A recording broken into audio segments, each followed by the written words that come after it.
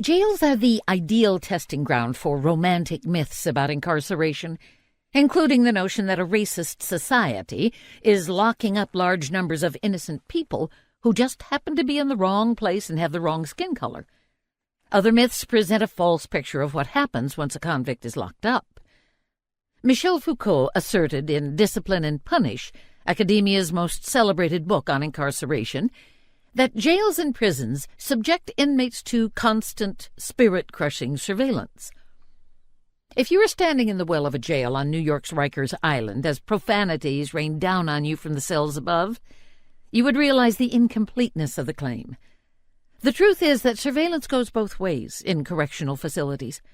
Inmates watch their keepers as intensely as they are watched, and usually much more malignly.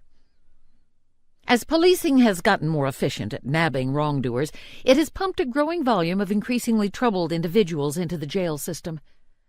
Governing that population is a management challenge more complex than that faced by any other criminal justice institution.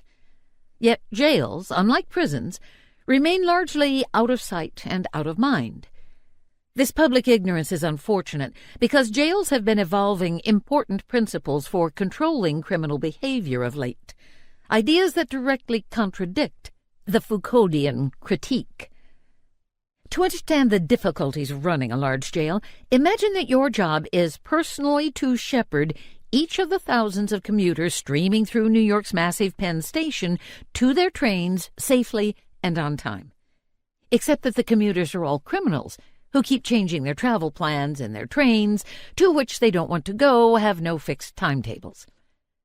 A cross-section of the entire universe of criminal offenders, from the most hardened murderer to the most deranged vagrant, cycles through the nation's 3,365 jails.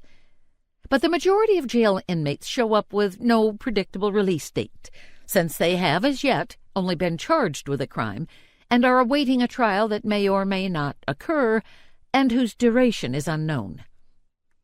Even before their trials begin, they may make bail at any moment and be released. Planning for pretrial detainees is, therefore, no easy task. The ones who stay less than 36 hours drive you out of your mind, says Michael P. Jacobson, a former corrections commissioner in New York City. You think, couldn't you have made bail 10 hours ago, rather than coming into my facility? Prisons, by contrast, hold only post-conviction defendants who have been found guilty or pleaded guilty and have been sentenced to a known term of more than a year. Prisons and jails differ as well in their government overseers. The former are run by states and the federal government, the latter by cities and counties. Jail administrators are obligated to get pre-trial detainees back and forth to court on time and to keep them safe until their cases are completed.